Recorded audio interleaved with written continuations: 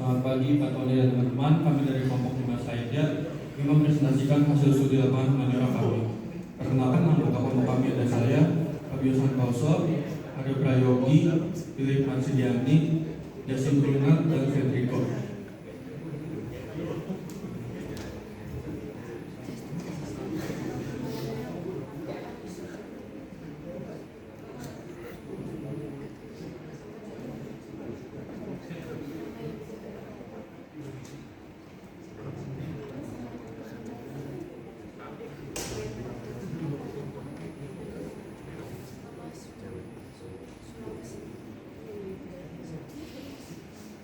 Pertama, tema studi lapangan.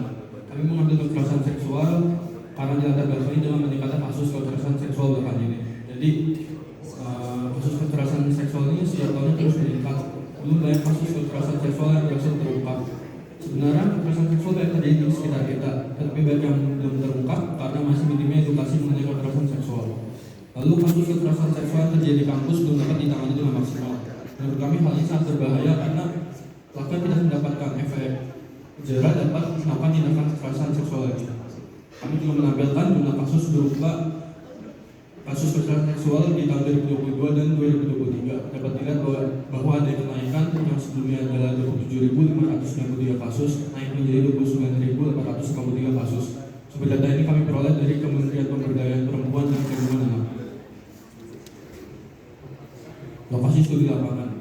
Karena tema yang kita pilih adalah kekerasan seksual, maka kita memilih FPL atau Forum Pengadil Layanan sebagai lokasi studi lapangan kami. FPL ini terletak di Jakarta Pusat, Jalan Salemba Tengah, nomor 39, RT 14 RW 3. Kami memilih FPL karena kami yakin dengan melakukan studi lapangan di FPL kami dapat menambah ilmu wawasan mengenai kekerasan seksual.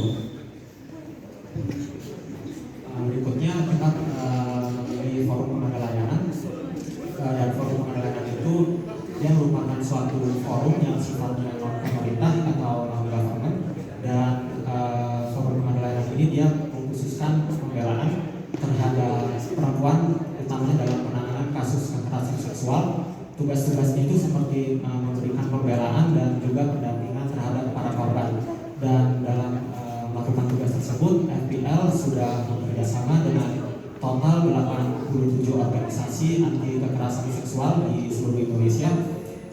Dan sifat kerjasama yang dilakukan oleh FPL itu sifatnya egaliter, artinya pendudukan FPL dengan organisasi tersebut itu setara. Jadi FPL bekerja sama dengan organisasi tersebut untuk melawan kasus kekerasan seksual dan melakukan pendampingan, perlindungan, dan juga pembelaan terhadap para korban. Dan ini surat keterangan tempat kegiatan kami. Surat ini sudah kami dapat tepat setelah kami melakukan wawancara dan juga studi lapangan di kantor FPL pada tanggal 20 Maret, dan di surat ini juga sudah kita terima stempel beserta tanda tangan dari Ibu Novitasari selaku Seknas dari Forum Pengadil Layanan Indonesia.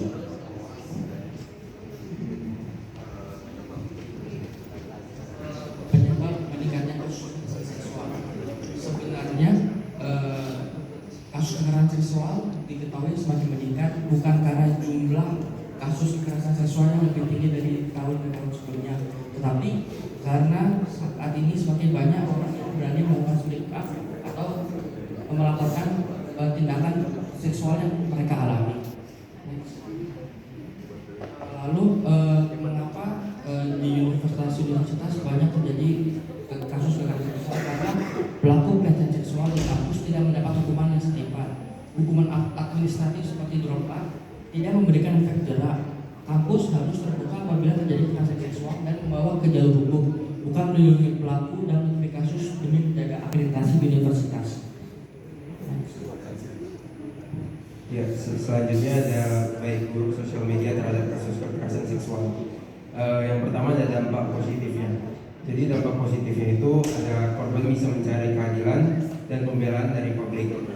Habis itu ada kata-kata yang mungkin teman-teman sering dengar, no viral no justice. Jadi dengan adanya sosial media banyak kasus-kasus yang terungkap setelah adanya viral, dan setelah adanya viral baru diproses. Habis itu ada dampak negatifnya.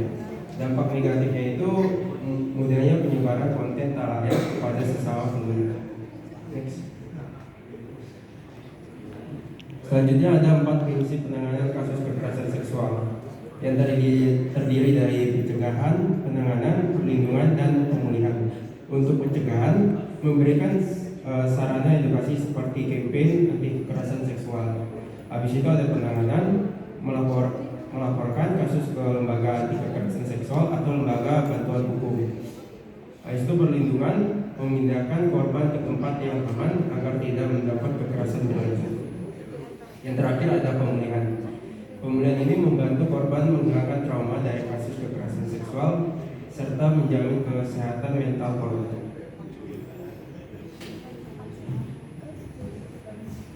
Berikut adalah foto dari hasil wawancara kami di kantor FPIA bersama Kanata dan Mas Alam.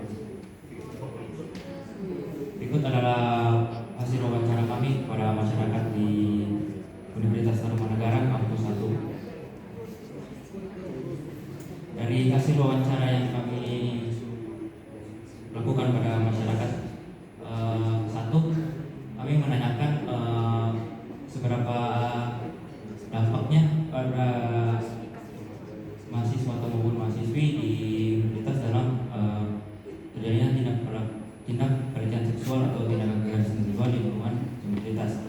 Kebanyakan menjawab tindak kekerasan seksual di lingkungan universitas berdampak buruk terhadap kegiatan pembelajaran karena mental dari mahasiswa maupun mahasiswi dapat terganggu. Kemudian yang kedua, apakah cara berpakaian seseorang menjadi faktor utama terjadinya tindak kekerasan seksual.